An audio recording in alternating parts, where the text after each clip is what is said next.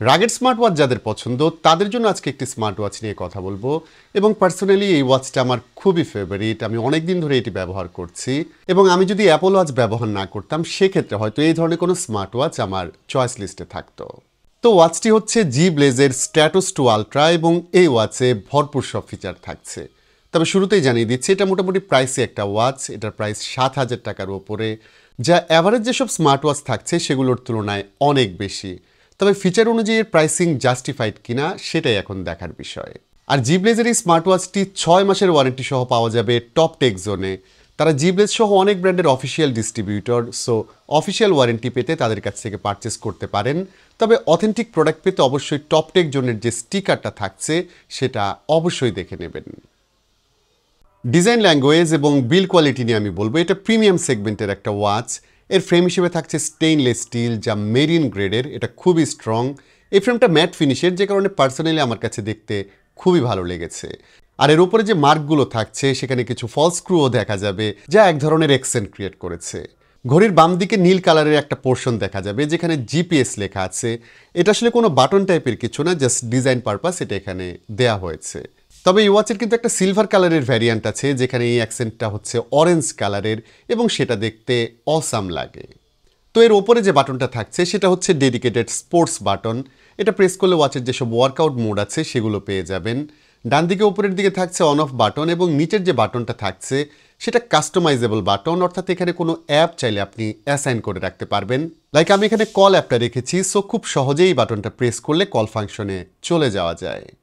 ওয়াচটি ঘোরালে নিচের দিকে দেখা যাবে সেন্সর, চার্জিং স্টেশন এবং জানিয়ে রাখি এর চার্জার হিসেবে অ্যাজ ইউজুয়াল 2 পিনের ম্যাগনেটিক একটি চার্জার থাকছে। তো এই ওয়াচের ওভারঅল বিল কোয়ালিটি, ডিজাইন আসলেই ভালো লাগার মতো। অ্যাজ এ স্পোর্টস গিয়ার হিসেবে এটি সবার কাছেই ভালো লাগার কথা। তবে অ্যাস্থেটিক ডিজাইন সেটা কিন্তু এই ওয়াচের মধ্যে পাবেন না। সো ফর্মাল ড্রেসের সাথে এই ওয়াচটা যায় না এবং যাদের হাতের রিস্ট একদম চিকন তারা এই ওয়াচ না কিনলেই ভালো, কারণ এই ওয়াচটি বোল্ড এবং কিছুটা ভারী একটা ওয়াচ। স্ট্র্যাপ হিসেবে এতে আমরা পাচ্ছি 22 মিলিমিটার স্ট্র্যাপ, এতে কুইক রিলিজ বাটন থাকছে, সো খুব সহজে এতে অন্য স্ট্র্যাপ লাগিয়ে নিতে পারবেন। তবে খারাপ লাগলো এই বক্সে কিন্তু আলাদা কোনো স্ট্র্যাপ থাকছে না, একটা স্ট্র্যাপই পাওয়া যাবে। এটা সিলিকন মেড এবং এটার কোয়ালিটি খুবই ভালো। এর বাকল থেকে শুরু করে ম্যাটেরিয়াল সবই হাই কোয়ালিটি ছিল। তো এই স্পোর্টস ওয়্যারের কাজের কথায় যদি আসি, এর ডিজাইনটা হয়তো আপনার কাছে ভালো লাগছে সেই কারণে এটি কিনতে পারেন। তবে যারা প্রফেশনালি স্পোর্টস ট্র্যাক করতে চান তারাও এটি ব্যবহার করতে পারেন, কারণ এটা শুধুমাত্র রাগেড ওয়াচই না, এতে থাকছে জিপিএস, প্রমিনেন্ট স্যাটেলাইটগুলোর সাপোর্ট এতে থাকছে। এছাড়াও এই ওয়াচ পরে হাইকিং, ওপেন ওয়াটারে সুইমিং সবই করা যাবে। এতে ব্যারোমিটার, অল্টিমিটার, কম্পাস থাকছে এবং এটা পুল সুইমিং এর পাশাপাশি সল্ট ওয়াটারেও ব্যবহার করার জন্য পারফেক্ট। সো ডাইভিং, সার্ফিং এটা হাতে পরে নির্দ্বিধায় করতে পারবেন। আর সুইমিং এর ক্ষেত্রে এটি ভ্যারিয়াস টাইপ ওয়ার্কআউট ডিটেক্ট করতে পারে। এই ওয়াচে 10 ATM ওয়াটার রেজিস্ট্যান্স সাপোর্ট থাকছে, মানে 100 মিটার পানির নিচেও এটি ব্যবহার করা যাবে।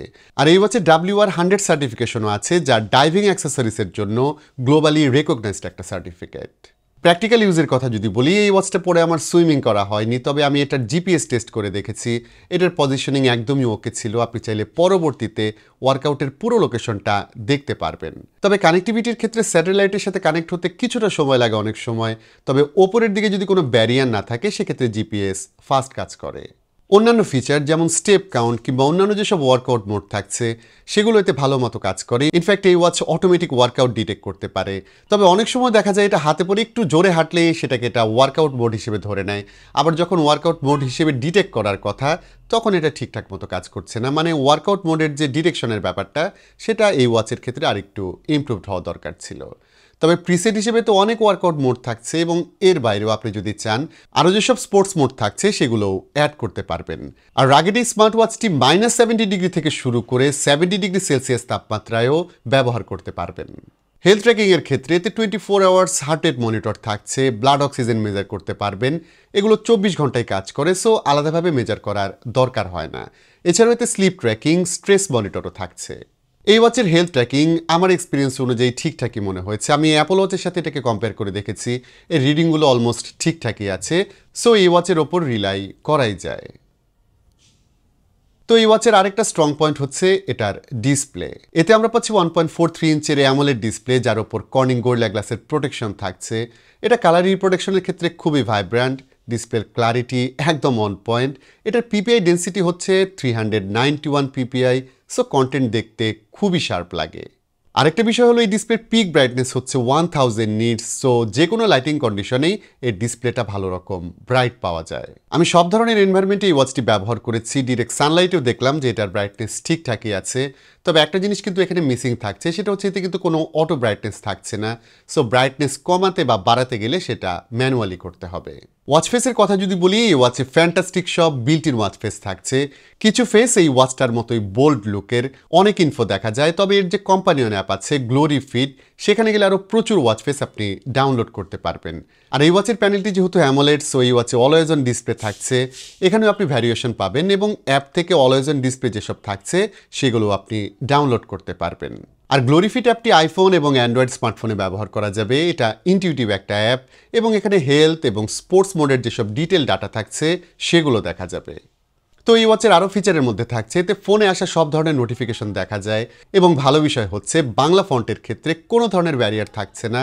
বাংলা ফন্ট একদম পরিষ্কার দেখা যায়, কোনো ফন্ট ভেঙে যায় না এবং নোটিফিকেশনের ক্ষেত্রে আমি কোনো ধরনের ডিলে পাইনি। অন্যদিকে এই ওয়াচে আমি কল করে দেখেছি, ইনস্ট্যান্ট ফোনের কল এখানে চলে আসে, কল আসলে রিং বাজে। তবে এই ওয়াচের স্পিকার নিয়ে আমার একটু কমপ্লেন আছে, সেটা হচ্ছে এর ভলিউম আমার কাছে অনেকটাই কম মনে হয়েছে। সো আমি যখন বাইরে ছিলাম লাউড এনভায়রনমেন্টে, সেক্ষেত্রে এটার কথা একদম কম শোনা যায় এবং সেক্ষেত্রে কনভারসেশন চালিয়ে যাওয়া মোটামুটি ডিফিকাল্ট হয়ে যায়। তবে একটা ক্ষেত্রে ওয়াচকে চ্যাম্পিয়ন বলাই যায় এবং সেটা হচ্ছে এর ব্যাটারি সেকশন। আমি রেগুলার বেসিসে এই ওয়াচটি ব্যবহার করেছি এবং সেক্ষেত্রে প্রায় 10-12 দিন ব্যাটারি ব্যাকআপ পেয়েছি, যা অ্যাপল ওয়াচ টাইপের যেসব ওয়াচ থাকছে সেগুলোর ক্ষেত্রে একদমই ইম্পসিবল। কারণ অ্যাপল ওয়াচ কিন্তু প্রতিদিনই চার্জ করতে হয়, সেই ক্ষেত্রে এই ওয়াচটা সপ্তাহে একদিন চার্জ করলেই এনাফ, যা অনেকের জন্য একটা বড় রিলিফ। এই ওয়াচের ক্ষেত্রে দেখলাম এটা যদি ব্যাটারি সেভিং মোডে ব্যবহার করা হয় সেক্ষেত্রে এতে 2 মাসের মতো ব্যাটারি ব্যাকআপ পাওয়া যাবে। তবে আপনি যদি জিপিএস ব্যবহার করেন, অলওয়েজ অন ডিসপ্লে সবসময় অন রাখেন বা ব্রাইটনেস অনেক বাড়িয়ে রাখেন, তখন কিন্তু এতটা ব্যাকআপ মোটেই পাবেন না।